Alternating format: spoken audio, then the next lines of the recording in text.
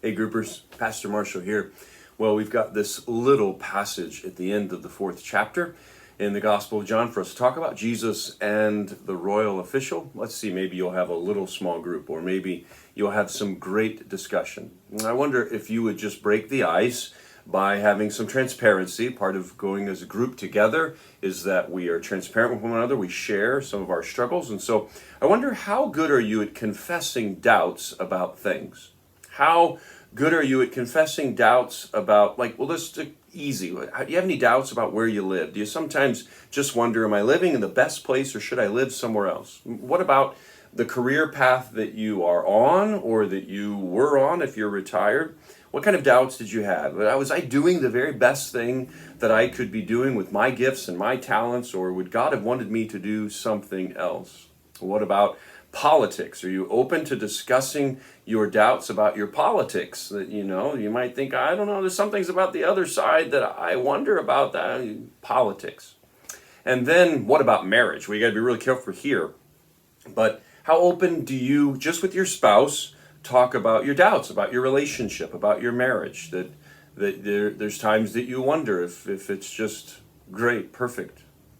And then that starts to get really close to home. You start to get uncomfortable. And then about our faith in God and Jesus. How comfortable you are discussing your doubts about your relationship with Christ.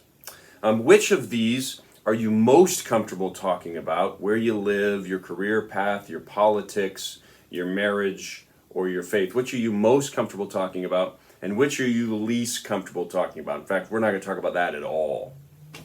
Well, what obstacles would a royal official, that's what John calls this man, what obstacles would a royal official face coming to Jesus that a regular Joe, a regular person, wouldn't face?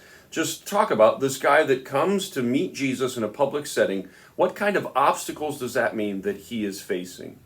And then, second question, verse 48, how did Jesus respond to the official's request? How do you feel about Jesus' response? How did Jesus respond? Look at verse 48. And then how does that make you feel?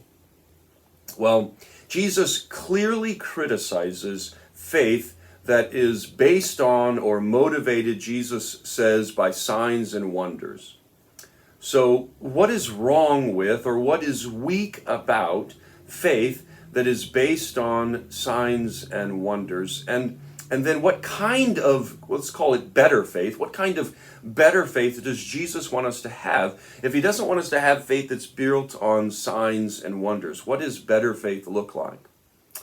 And then I wonder, what is your impression of this man's response? Jesus' kind of terse statement in verse 48, and then we have this man's response that follows in verse 49. And what is your reaction to this man's response? And how does this man's response parallel Jesus' mother's response, Mary, and the wedding at Cana in Galilee? Jesus turned water into wine. Go back to John chapter 2, read verse 4. How does this man's response parallel Mary's response? And then turn in your Bible to the Gospel of Mark, chapter 7, verse 27. We have Jesus and the Syrophoenician. That's not a word you ever have to learn how to spell, I hope. Jesus and the Syrophoenician woman. And so he makes a response to her, and then there's her response. So I want you just to line up this official's response and Mary's response and the Syrophoenician's response. And then does that teach us some things about how we respond to difficulties in our relationship with Christ?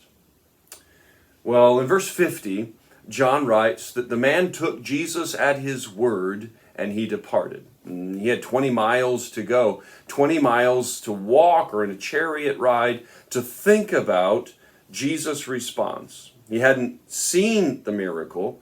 He just had Jesus' words. And then my question is, how does this relate to our prayer life? What lessons can we learn from this man departing and going home just with the words of Jesus? And how does that relate to our prayer life? What lessons can we learn that will help our prayer life? Well, then in verse 54, John says that this was Jesus' second sign.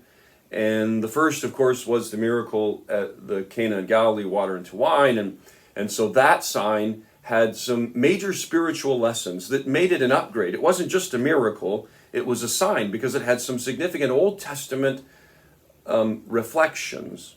And so I'm wondering, how does this next miracle possess the qualities of a sign? What is it about this next miracle that just lifts it up higher than some of your everyday miracles? I don't mean that we experience everyday miracles, but there were certainly a lot of them in the Gospels. But John chooses this to call it the second sign. What makes it that way? And then finally, what lessons do we learn about Jesus from this story? If you just look at this little short story at the end of the 4th chapter, what lessons does it teach us about Jesus, the healing of the official's son?